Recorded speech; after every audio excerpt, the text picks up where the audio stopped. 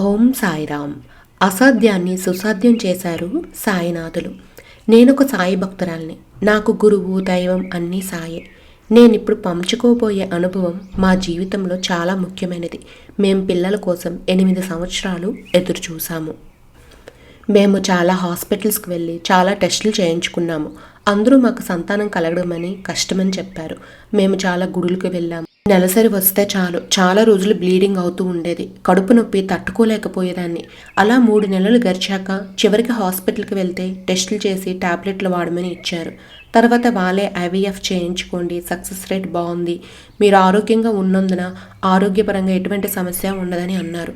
అది మా వారికి అసలు ఇష్టం లేదు. ఎందుకంటే అది నాకు 2వ ఐవీఎఫ్ అయినందున నా ఆరోగ్యం ఎక్కడ దెబ్బతింటుందో అని మా వారి భయం. పిల్లలేకపోయినా పర్లేదు కానీ మంచిగా ఉండాలని మా ఆయన అనేవారు. అయినా నేను సాయి మీద భారం వేసి మా వారిని ఒప్పించాను. నేను ముందుగా డాక్టర్తో ఐవీఎఫ్ ప్రక్రియకు సంబంధించి అండం సేకరణ ప్రవేశపెట్టడం మొదలైనవన్నీ గురువారమే చేయాలని చెప్పి ఒక గురువారము ఐవీఎఫ్ మొదలు పెట్టించుకున్నాము. తర్వాత కూడా డాక్టర్ అపాయింట్మెంట్లో చాలా వరకు గురువారమే పెట్టుకునేదాన్ని. మొదట అండం సేకరణ జరిగింది కానీ ప్రవేశపెట్టడానికి కాలేదు. మేము సాయి చూసుకుంటున్నారు అనుకున్నాము. బాబా దయ వల్ల తర్వాత అండ సేకరణ ప్రవేశపెట్టడం జరిగింది. 15 రోజులు అయ్యాక ప్రెగ్నెన్సీ టెస్ట్ చేస్తే నేను గర్భవతినని నిర్ధారించారు. ఇంకా మా ఆనందం అంతా ఇంత కాదు. నేను చాలా జాగ్రత్తగా ఉండసాగాను. నా తల్లిదండ్రులు నాకు చాలా అండగా ఉన్నారు. 3వ నెల వచ్చాక అందరికీ చెప్తే అందరూ సంతోషించారు. నాకు 6వ నెల వచ్చాక నేను అమినోటిక్ ఫ్లూయిడ్ టెస్టు చేయించుకున్నాను. ఉమ్మనీరు తీసి చేసే ఈ టెస్టు చాలా జాగ్రత్తగా చేయాలి, లేదంటే కడుపులో బిడ్డకి సమస్య అవుతుంది. అందుకని నేను ఆ టెస్టుకు వెళ్ళినప్పుడు చేసేటప్పుడు ఊదీ ప్యాకెట్ దగ్గర పెట్టుకొని సాయినామ జపం చేశాను. బాబా దయ వల్ల 10 రోజుల తర్వాత అంతా నార్మల్ రిపోర్ట్ అని వచ్చింది.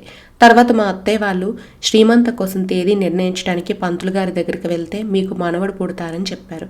మా జాతకంలో మొదటి సంతానం మగబిడ్డ అని ఉంది. మమ్మల్ని చూసిన వాళ్ళందరూ కూడా అదే అన్నారు. కానీ మా అత్తింట్లో కూడా అందరూ మగపిల్లలే, ఆడపిల్లలు లేరు.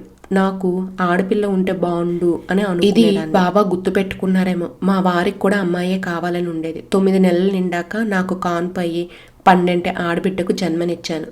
చూసారా బాబా లీల. సాయి తండ్రికి నా అభినందనలు ఎలా తెలుపుకోవాలో నాకు తెలియడం లేదు. అందుకే ఆ తండ్రికి నమస్కరిస్తూ ఇలా నా అనుభవం మీ అందరితో పంచుకుంటున్నాను. జై సమర్థ సద్గురు సాయినాథ్ మహారాజ్కి జై.